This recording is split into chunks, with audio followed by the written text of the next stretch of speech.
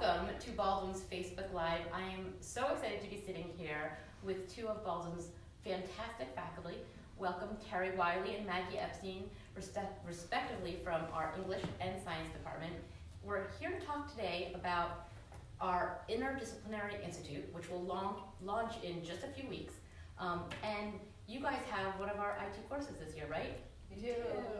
What course are you teaching? Our project is called To Be or Not to Be Poisoned, and it's basically Shakespeare's plays and science. Right, so we're looking at kind of going off this idea that the dose makes the poison. Not only do we look at toxicology and toxicity and from the chemistry angle, which is my specialty, we're looking at through Shakespeare's plays and how we can look at those poisons from a modern lens and change the plays or change the poison to make it different and make it work differently. And where did you come up with this idea? Because it sounds both amazing and slightly crazy. It is a little bit different. So on a bus, taking the 8th graders to see Romeo and Juliet, I was helping to chaperone. So this is her trip. And when you see any sort of work that many times, as you've seen it, and at this point I've seen it, you start to focus in on different things. And I spent a lot of the time thinking about what was the poison they were actually supposed to be using, and what could it have been, how this should have worked differently. And so then we got back on the bus and started that conversation. And then we're like, this would be a really fun class to teach. And so when the opportunity came up, we were like, this is clearly the class to teach. And why are you so excited through the lens of teaching English and Shakespeare to explore it through science and chemistry? So poison is just fascinating, but poison is the focus in a lot of the plots of Shakespeare's plays. So in Romeo and Juliet, for example, which the 8s are beating, Juliet, she struggles with whether or not she should take a sleeping potion. So she has fears and reservations, but she drinks it, she goes to sleep, and then the next day, the characters think that she's dead. So even though this is really important, there are no details about what happens to her body. Is this even really true?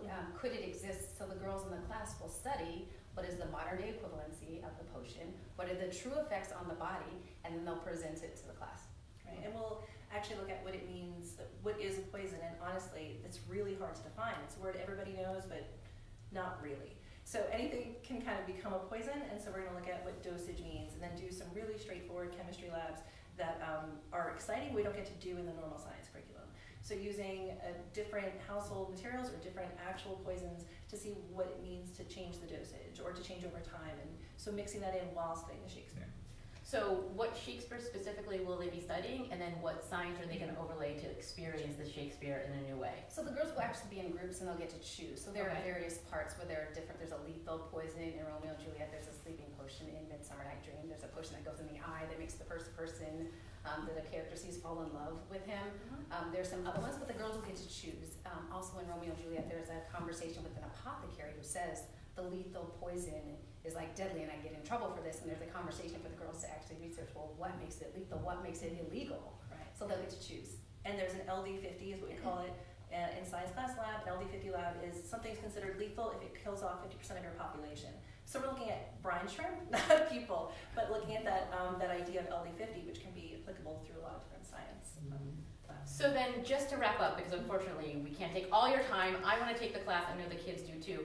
I understand you're teaching 8s and seniors on this? Yes. And what is the most exciting part about teaching this kind of interdisciplinary course with that so authentic and experiential to those two groups? What are they going to get out of it? Well, I think it's the mentorship aspect from the 12s to offer the 8s and kind of pulling those 8s out of their comfort zone a little bit. And they have background knowledge at both ends, but being able to work together and build that bond, and they've never actually been together, right? 8s and the 12s are on their way, into the future, so that'll be fun. And Ms. Wiley, what is the best thing about this sort of course that you're thinking this will be like so impactful for the girls, regardless of their age? I think that they'll be able to be really creative because the ultimate project is to rewrite, create, and then perform expressively, collectively with the 8th graders and the seniors on stage together. So they're going to do all the research, they're going to learn the science, and then they're literally going to have their bodies present this 8th graders and seniors together in a performance where they're actually collectively working and creating. Very cool. So in class, out of class, experiential, interdisciplinary. Love it. Can't wait. I will be auditing in the back, so look forward to seeing you there.